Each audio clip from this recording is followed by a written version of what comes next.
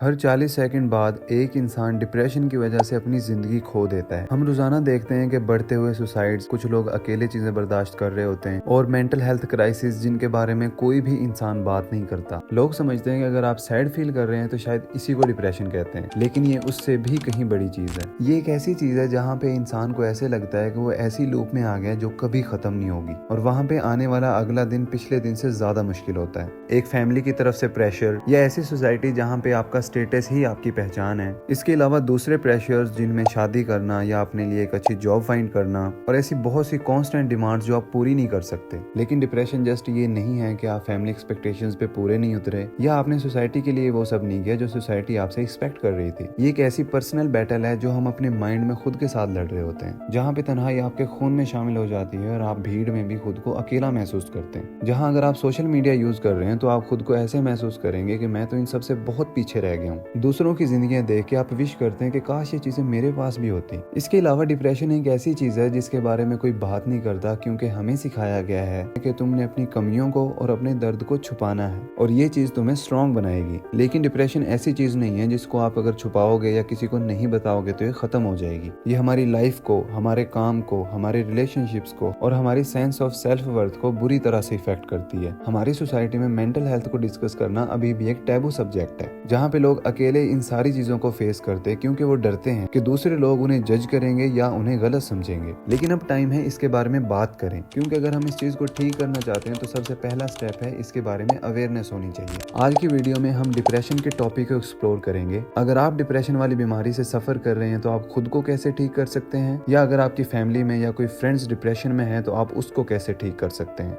सबसे पहले एक चीज क्लियर करना बहुत जरूरी है कि फीलिंग सैड और डिप्रेशन में क्या डिफरेंस है। सैड फील करना एक कॉमन चीज है जो हम अपनी डेली लाइफ में कई दफा फील करते हैं। लाइक आपने अपने फेवरेट रेस्टोरेंट जाना था लेकिन आप उस रेस्टोरेंट को छोड़ के किसी और रेस्टोरेंट में चले गए तो आप सैड फील करते हो, या घर में आपका फेवरेट खाना नहीं बना तो आप सैड हो जाते हैं, या आपसे आपके दोस्त ने मिलने आना था वो नहीं आया, या आपने एक दिन बहुत ज्यादा काम करने थे लेकिन आपने जस्ट टाइम वेस्ट कर दिया है तो आप सैड हो जाते हैं। लेकिन डिप्रेशन इन सब से बहुत ज्यादा डिफरेंट है। ये एक ऐसी चीज नहीं है जिससे आप आसानी से जान छुड़ा सकते हैं। इमेजिन करें कि आप अपनी लाइफ अच्छे तरीके से गुजार रहे हैं और अचानक से डे बाय डे आपके आसपास की दुनिया डल होना स्टार्ट हो गई है। जो चीजें कभी आप इंजॉय करते थे, अपनी फेवरेट फूड खाना, अपने दोस्तों के साथ टाइम स्पेंड करना या अपना फेवरेट टीवी शो देखना, अचानक से ये सारी चीजें मीनिंगलेस हो गई हैं। आपको ऐसा लगता है कि जैसे आपने कोई वेट उठाया हुआ है जिसको कोई नहीं देख सकता और आप अपनी पूरी कोशिश करने के बावजूद भी इसे हटा नहीं पा रहे। अब मुझे बताएं, ये जस्ट सैड फील करना है या उससे भी बड़ी चीज है? ये एक ऐसी फीलिंग है जहां आप अपने अंदर एक खालीपन सा महसूस करते हैं, नाउम्मीदी और बहुत ज्यादा जहनी थकावट आपकी जिंदगी का हिस्सा बन जाती है। ये एक ऐसे बादल की तरह है जो हमेशा आपका पीछा करता है। आप जितनी मर्जी कोशिश कर लें लेकिन आप इसे अपने ऊपर से हटा नहीं सकते। ये हमेशा आपके ऊपर खड़ा रहता है और सूरज से आने वाली रोशनी को भी रोक के रखता है। लेकिन सबसे बुरी चीज ये है कि इसे कोई देख नहीं सकता।